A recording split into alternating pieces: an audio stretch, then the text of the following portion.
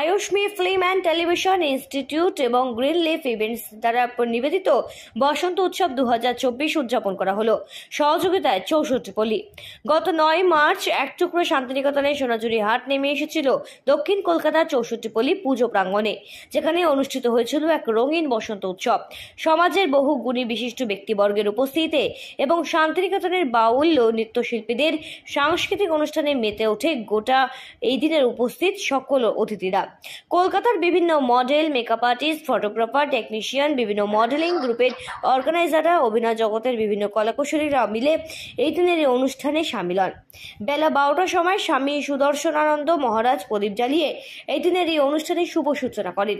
এই উৎসবে উপস্থিত ছিলেন পরিচালক সৃজিত মুখোপাধ্যায় সহ উপস্থিত ছিলেন অভিনেতা গৌরব চক্রবর্তী, অভিনেতা সন্দীপ চক্রবর্তী, কলকাতার দুর্গাপুজোর থিম শিল্পী বাপান শীল, শিল্পী সুরজিৎ রায়চৌধুরী সহ উপস্থিত ছিলেন বহু কলাকুশলীরা।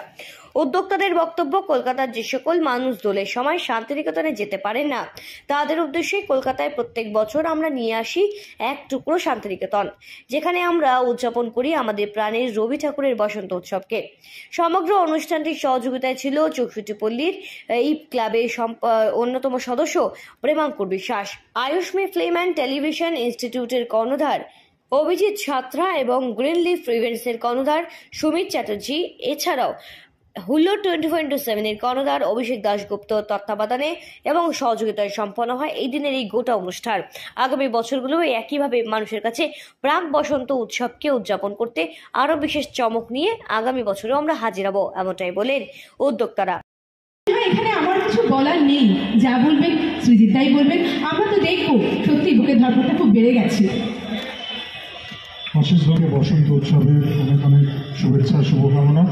যেটা উনি বলছিলেন, বসন্তকাল একটা প্রেমের আমেজ, আবার তাই প্রেমের গুরু আমাদের সবার খুব প্রিয় মহানায়ক উত্তম কুমার, উনি 42 বছর পর বড় পর্দায় আবার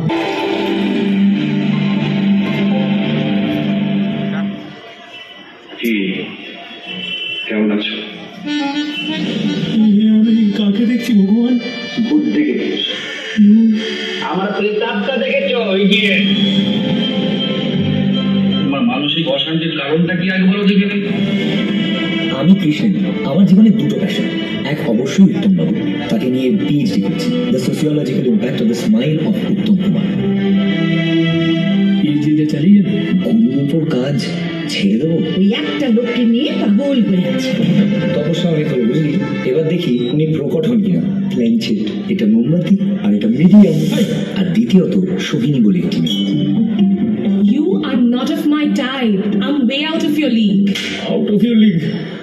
ফ্রিকোয়েন্সি ম্যাচ করে না, শালা মানুষটা রেডিও। আমার কি প্রেমটা কোনোদিন তাহলে হবে না স্যার? তুমি এত অল্পে ভেঙে পড়ছো কেন? প্রেম করবি? নমস্কার, আমি Abhijit, Ayushmi film and television institute এবং গ্রিন লিফ ইভেন্টসের কর্ণধার সুমিত চ্যাটার্জি আমার সাথে রয়েছে। আর মূলত 64 পল্লীর সহযোগিতায় আমাদের এই বছরের দক্ষিণ কলকাতায় বসন্ত উৎসব বিগত মানে বছরগুলো উত্তর কলকাতায় আমরা বসন্ত উৎসব করে থাকি। এই বছরও সেই জন্য মাহেশ্বরী সাজ সম্মানের হাত ধরে আমরা দক্ষিণ কলকাতায় করলাম, এবং সেটার সুবিধার্থ পুরোটাই, যেহেতু মডেল, মেকআপ আর্টিস্ট বা ফটোগ্রাফার বা আমাদের টালিগঞ্জের অভিনয় জগতের শিল্পীরা ম্যাক্সিমামটাই সাউথ কলকাতায় থাকে। মূলত অনুষ্ঠান যেটা রয়েছে সেটা শান্তিনিকেতন আদলে বসন্ত উৎসবটাই মূল, এবং সকাল থেকে বিভিন্ন শিল্পীরা এই স্টেজে পারফর্ম করছে। সকালবেলা শান্তিনিকেতনের সোনাঝুরি থেকে বেশ কিছু ওইখানকার আদিবাসী নৃত্যশিল্পীরা এসেছিলেন। এর সাথে সাথে যেটা চলছিল সেটা হচ্ছে যে আমাদের আর কিছুক্ষণের মধ্যে আপনারা শান্তিনিকেতনের 6 জন বাউল শিল্পীকেও দেখতে পারবেন, যারা স্টেজের মধ্যে পারফর্ম করবে। এইভাবে সারা অনুষ্ঠানটা চলবে, এবং আপনাদের আমাদের পেজে বা গ্রিন লিফের পেজেও আপনারা দেখেছেন যে 41 বছর পরে মহানায়ককে আমরা পাচ্ছি আমাদের স্ক্রিনে। ছায়াছবির মধ্যে যখন আমরা নতুন করে আবার মহানায়ককে পাচ্ছি, এর থেকে বসন্ত আর কিছু হতে পারে না আমাদের সিনেমা প্রেমীদের কাছে। তো সেটারও অতি উত্তম নামে একটি সিনেমা রিলিজ হতে চলছে আগামী 22শে মার্চ সৃজিত মুখার্জির পরিচালনায়। আর কিছুক্ষণের মধ্যেই মোটামুটি বিকেল 5টা সাড়ে 5টার মধ্যে সৃজিত দাদের পুরো টিম আমাদের এই ইয়েতে চলে আসবে বসন্ত উৎসবের প্রাঙ্গণে, এবং এখান থেকেই আমরা দেখাবো কিভাবে মহানায়ক উত্তম কুমারের সাথে অভিনয় করছে আমাদের আজকের জেনারেশন, এবং সৃজিত মুখার্জির পরিচালনায় কিভাবে হচ্ছে পুরো ব্যাপারটা। এটা একটা অভিনব ব্যাপার, কারণ আমরা যখন টিজারটাও দিয়েছিলাম এবং বারে বারে সারা কলকাতা জুড়ে একটা টিজার বেরোচ্ছে, আপনারা দেখছেন যে এই বসন্তে গুরু আসছে। তো যারা আমরা সিনেমা প্রেমী মানুষ তাদের কাছে এই ব্যাপারটা অত্যন্ত আনন্দদায়ক, এবং আমরা সব সময় চাই চিরনবীন চিরবসন্ত মহানায়ক উত্তম কুমারকে এই বসন্ত উৎসবে আমরা পাচ্ছি। এটা আমাদের কাছে অনেক গর্বের বিষয়। নমস্কার, আমি সুমিত চ্যাটার্জি, গ্রিন লিভস ইভেন্টসের পক্ষ থেকে। বেসিক্যালি বসন্ত উৎসব আমরা লাস্ট 4 বছর ধরে করছি। এই বছর প্রথম আমরা সাউথে এলাম, নাহলে গত 3 বছর ধরে আমরা নর্থে করে এসেছি। তো এই বছরে বেসিক্যালি চমক বলতে গেলে অনেক রকমই চমক আমরা রেখেছি। যেরকম কোনো বছরই আমরা শান্তিনিকেতন থেকে যেরকম সোনাঝুরি যে আদিবাসীদের যে হাঁড়ি নিয়ে নাচটা এবং তাদের ওই ঢোল বাজিয়ে, সেটা আমাদের সকালেই প্রোগ্রামটা হয়ে গেছে। এবং তারপরে সন্ধ্যেবেলা আমাদের বাউল গান আছে, এবং তাছাড়া আমাদের একটা মডেলিং শো আছে। তো এইভাবে বিভিন্ন অনুষ্ঠান রয়েছে। তো এই বছরে মেন চমক হচ্ছে যে আমরা যেটা সোনাঝুরি থেকে যে নৃত্য পরিবেশন যারা করে গেলেন, আর বাউলও আসছে আমাদের শান্তিনিকেতন থেকেই। তো এটা আমাদের এক্সট্রা পাওয়া।